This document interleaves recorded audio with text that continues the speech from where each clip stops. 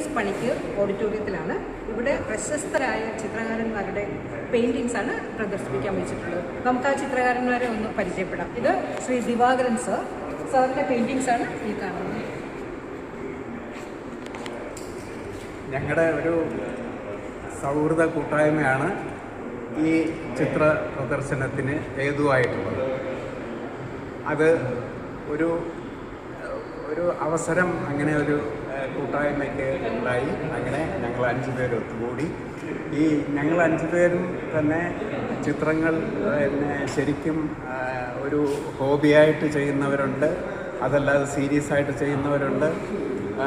അത്തരം ഒരു രീതിയാണ് നമ്മൾ ഈ ചിത്രരചനയ്ക്ക് ഇവിടെ എടുത്തിട്ടുള്ളത്. ഓരോരുത്തരുടെയും ചിത്രരചനയോടുള്ള ഒരു ഒരു ആവേശമെന്ന് വേണമെങ്കിൽ പറയാം. അതിനെ സ്വയം ചിത്രങ്ങൾ എൻജോയ് ചെയ്യുക, അതോടൊപ്പം ചിത്രം വരയ്ക്കുക, കളറുകളെക്കുറിച്ചുള്ളൊരു ബോധം ഉണ്ടാക്കിയെടുക്കുക, ഇങ്ങനെയൊക്കെയുള്ള രീതിയിൽ ഉണ്ടായിട്ടുള്ള കുറേ ചിത്രങ്ങളാണ് ഞങ്ങളിവിടെ എക്സിബിറ്റ് ചെയ്തിരിക്കുന്നത്. എത്രാമത്തെ വയസ്സോട്ട് തുടങ്ങിയതാണ്? തുടങ്ങിയതൊക്കെ പറയുകയാണെങ്കിൽ കുഞ്ഞുനാൾ മുതൽ എന്നോടുള്ളൊരു അഭിരുചി തോന്നിയിട്ടാണ് നമ്മുടെ ചിത്രരചന തുടങ്ങിയിട്ടുള്ളത്. പിന്നെ അത് കഴിഞ്ഞിട്ട് ശാസ്ത്രീയമായിട്ട് പഠിക്കാൻ പോയിരുന്നു. ഫൈൻ ആർട്സ് കോളേജിൽ അന്നത്തെ തന്നെ പഴയ കാലത്ത് സ്കൂൾ ഓഫ് ആർട്സിൽ പോയി പഠിച്ചിട്ടുണ്ട്.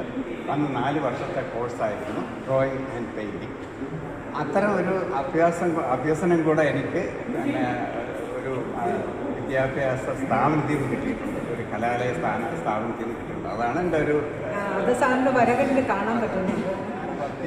ആയുർവേദ കോളേജിൻ്റെ ഒരു റിസർച്ച് വിഭാഗമായിട്ടുള്ള ഫാർമക്കോഗ്നസി എന്ന സ്ഥാപനത്തിലാണ് വർക്ക് ചെയ്തിട്ടുള്ളത്. അവിടെ ഒരു ചിത്രരചനയുടെ ആവശ്യം എന്ത്, അല്ലെങ്കിൽ ഒരു ആർട്ടിസ്റ്റിൻ്റെ ആവശ്യം എന്താണെന്ന് ചോദിച്ചാൽ മെഡിസിനൽ പ്ലാന്റ്സുകളെ കുറിച്ചുള്ള ഒരു ശാസ്ത്രീയ പഠനമാണ് അവിടെ നടക്കുന്നത്. അവിടെ ഔഷധ സസ്യങ്ങളുടെ ശാസ്ത്രീയമായിട്ടുള്ള ചിത്രങ്ങൾ വരയ്ക്കുക എന്നുള്ളതായിരുന്നു എൻ്റെ ജോലി. കാലത്ത് ഫോട്ടോഗ്രാഫിയൊന്നും അത്രയും ഡെവലപ്പ് ചെയ്തിട്ടില്ലാത്തൊരു സാഹചര്യത്തിൽ ചിത്രകാരന്മാർ നന്നായിട്ട് ചിത്രങ്ങൾ വരച്ചിട്ടാണ് ശാസ്ത്രീയ പഠനം നടത്തിയിട്ടുള്ളതും അതിനോടനുബന്ധിച്ച് പുസ്തകം പ്രസിദ്ധീകരിച്ചിട്ടുള്ളത്. ഈ ചിത്രം ഒരു ബൊട്ടാണിക്കൽ ഇല്ലസ്ട്രേഷനാണ്. അതിൻ്റെ ശാസ്ത്രീയമായിട്ടുള്ള ഡീറ്റെയിൽസൊക്കെ അതിനകത്ത് വരുത്താൻ മാക്സിമം ശ്രമിച്ചിട്ടുണ്ട്. സാറിനെ പരിചയപ്പെടാൻ കഴിഞ്ഞൊരു സന്തോഷം. ഇത് ശ്രീ അനിൽ ചോദി എന്നത് ചോദ്യൻ്റെ വീട്ടുപേരാണ്. സാറ് ഇതെങ്ങനെയാണ്, ഫ്രീ ടൈം ഹോബിയാണോ അതോ സാറ് മെയിൻ ആയിട്ട് ഇതിലാണോ ഫോക്കസ് ചെയ്യുന്നത്? അല്ല, മെയിനായിട്ട് ഇതിലല്ല ഫോക്കസ് ചെയ്യുന്നത്. അതായത് ഞാൻ പോലീസ് ഡിപ്പാർട്ട്മെൻറ്റിൽ പിന്നെ ഒരു അവസാനത്തെ ഒരു 7 വർഷം ബിസിനസ് വകുപ്പിൽ ചെയ്ത് ചെയ്യായിരുന്നു. അപ്പോൾ അതിൻ്റെ ഇടയ്ക്കുള്ള ഫ്രീ ടൈമുകളിൽ ഞാൻ പറയുമ്പോൾ ഒരു 10-15 വർഷമായിട്ടേ ഉള്ളൂ പഠിക്കാൻ. ശ്രീ ദിവാകരനാണ് എൻ്റെ വിടുന്നത്. അദ്ദേഹം എൻ്റെ ഒരു ക്രിയേറ്റിവിറ്റിയാണ്. അപ്പോൾ ഫ്രീ ടൈമുകളിൽ ഇപ്പോൾ 2 വർഷമായിട്ട് ഞാൻ റിട്ടയർ ചെയ്തു. അപ്പോൾ റിട്ടയർ ചെയ്തതിന് ശേഷം ഇപ്പോഴും സമയം കിട്ടാനുള്ള വരയ്ക്കാണ്. ഞാൻ പോലീസുകാരനായിട്ടായിരുന്നു ഞാൻ സർവീസിൽ കയറിയത്. പക്ഷേ ഞാൻ ഡിപ്പാർട്ട്മെൻറ്റ് പിരിയുന്ന സമയം സബ് ഇൻസ്പെക്ടറായി. ഒരു പോലീസുകാരൻ്റെ ഒരു കലാഹൃദയം കണ്ടില്ലേ സാറിൻ്റെ പെയിൻറ്റിങ്സ് ഈ കാണുന്നത്. ഇതിൽ സാറിന് ഏറ്റവും ഇഷ്ടപ്പെട്ട പെയിൻറ്റിങ്? എനിക്ക് അങ്ങനെയല്ല, എല്ലാം ഇഷ്ടപ്പെട്ടത്, എല്ലാം ഇഷ്ടപ്പെട്ടു. എൻ്റെ സൃഷ്ടികളല്ലേ.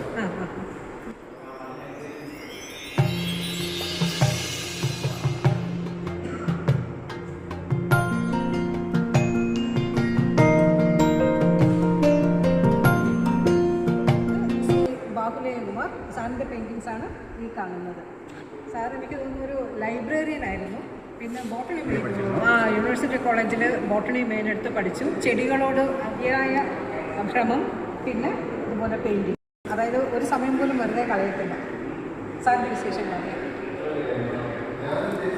ഞാൻ റിട്ടയർ ചെയ്തതിന് ശേഷം ശരിക്കും പറയാൻ ഞാനൊരു കൃഷി രംഗത്തേക്ക് ഇറങ്ങി. കുരുമുളക്, പിന്നെ ഇങ്ങനെയുള്ള പച്ചക്കറി കൃഷി, അങ്ങനെയുള്ളതിലൊക്കെ ഇങ്ങനെ സമയം സ്പെൻഡ് ചെയ്യായിരുന്നു. അങ്ങനെ ഇരിക്കെ കൂടുതൽ സമയം കിട്ടി. പിന്നെ ഞാൻ പണ്ടേ താല്പര്യമുള്ള വിഷയമാണ് ഗാർഡനിങ്. ഇങ്ങനെ ചെടികളോട് ഒരു ശ്രമം തുടങ്ങി. പിന്നെ ബിഗോണി എന്ന് പറയുന്ന പർട്ടിക്കുലർ പ്ലാന്റ്, അത് ഭയങ്കര താല്പര്യത്തോടെ ഞാൻ ചെയ്തു. അത് ശരിക്കും ഫ്ലറിഷ് ചെയ്തു. പിന്നെ അത് ഞാൻ ഓൺലൈനായിട്ട് ബിസിനസ് തുടങ്ങി. അത് നല്ല രീതിയിൽ അങ്ങ് പോയിക്കൊണ്ടിരിക്കുകയാണ്. ആ സമയത്ത് എനിക്ക് പെട്ടെന്ന് ഹാർട്ട് അറ്റാക്ക് വന്നു. പിന്നെ ബൈപ്പാസ് സർജറി ചെയ്തു. ബൈപ്പാസ് സർജറി ചെയ്യേണ്ടി വന്നപ്പോഴത്തേക്ക് പിന്നെ ഒന്നും ചെയ്യാൻ പറ്റാത്ത സ്റ്റേജായി. പിന്നെ ഞാൻ ഒരു 6-7 മാസം എനിക്കൊന്നും ചെയ്യാൻ പറ്റാത്ത സ്റ്റേജായപ്പോഴത്തേക്ക് പണ്ട് കോളേജിൽ വെച്ച് ഞാൻ ഈ ചിത്രരചനയൊക്കെ പങ്കെടുത്ത് പ്രൈസൊക്കെ വാങ്ങിയിട്ടുണ്ട്. അപ്പോൾ ഒന്ന് വരയ്ക്കാനുള്ളൊരു തോന്നലുണ്ടായി. അങ്ങനെ ബ്രഷും പെയിൻറ്റൊക്കെ വാങ്ങി കുറേ ശരി തുടങ്ങി. അങ്ങനെയാണ് ഇന്ന് ഈ സ്റ്റേജിൽ എത്തിയത്. ഈ ചിത്രങ്ങൾ വരയ്ക്കുന്ന ഈ ലെവലിലൂടെ എത്തിയത്. പെയിൻറ്റിങ്ങിനെ കുറിച്ച് കൂടുതലൊന്നും പറയാം. നമ്മുടെ ആ ഒരു ലാസ്റ്റ് സപ്പറിൻ്റെ ബോർഡർ അല്ലേ കഥകളിയെക്കുറിച്ച് ഒരു എക്സിബിഷൻ നടന്നു. ഓണമായിട്ടനുബന്ധിച്ച് 2 വർഷം മുമ്പ് ഒരു എക്സിബിഷൻ, 2-3 വർഷം മുമ്പ് ഒരു എക്സിബിഷൻ നടന്നായിരുന്നു. ആ എക്സിബിഷൻ കാണാൻ പോയപ്പോഴത്തേക്ക് ഇതിൻ്റെ ഒരു ഫുൾ ഫോട്ടോ പ്രദർശിപ്പിച്ചിരുന്നു. അതെന്ന് വെച്ച് കഴിഞ്ഞാൽ ഈ 13 കഥാപാത്രങ്ങൾ കഥകളി രൂപത്തിലിരിക്കുന്നതിൽ ഫോട്ടോ ഉണ്ടായിരുന്നു. അത് എനിക്ക് പെട്ടെന്നൊരു ഫോട്ടോ എടുക്കുന്നത് തോന്നുന്നുണ്ടായിരുന്നു. അങ്ങനെ ഞാൻ ഫോട്ടോ എടുക്കുന്ന നേരിട്ട് ഫോട്ടോ എടുക്കുന്നത് സൈഡിലാണ് ഫോട്ടോ എടുക്കുന്നത്.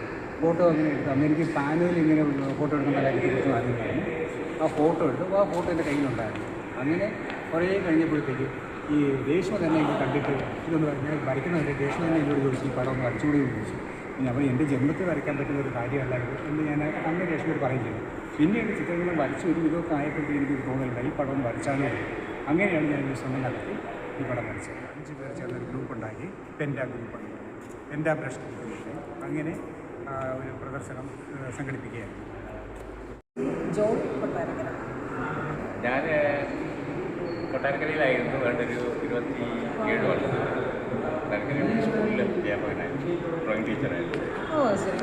അത് കഴിഞ്ഞിട്ട് പിന്നെ കുറേ ട്യൂഷൻ കാര്യങ്ങളുണ്ടായിരുന്നു. അതിനുശേഷം പിന്നെ 28 വർഷത്തിന് ശേഷം കൊട്ടാരക്കരയിൽ നിന്ന് തിരുവനന്തപുരത്തേക്ക് താമസം മാറി. എൻ്റെ സഹോദരിയുടെ താമസിക്കുന്നത്. അങ്ങനെ വെങ്ങാനൂരാണ് ഇപ്പോൾ താമസിക്കുന്നത്.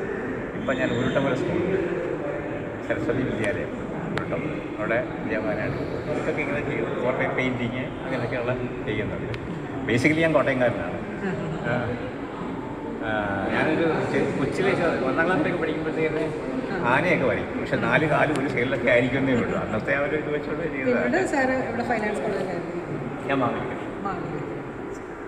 പിന്നെ അതിനുശേഷം കൊട്ടാരക്കരയിൽ താമസമായതിനു ശേഷം അതുപോലെ അത് കഴിഞ്ഞപ്പോഴത്തേക്കാണ് സ്കൂളിൽ ലീവ് വേക്കൻസി കയറിയതാണ്. കുഴപ്പമില്ലാതെ പോയി അങ്ങനത്തെ.